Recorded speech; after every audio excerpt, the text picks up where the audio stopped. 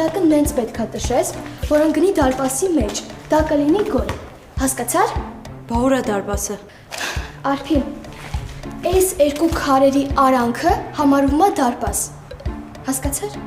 Նարեջան, ոնց որ դու ընդհանրապես ֆուտբոլից գլուխ չանես, դարպաս այդ երկատներ ասենց, դուրա բացվող, փակվող։ Դու ոչ մի բան մի խոսա, ուղղակի նենց արա, որ գնդակը հայտնվի այն երկու քարերի արանքը, հասկացար? Հասկացա։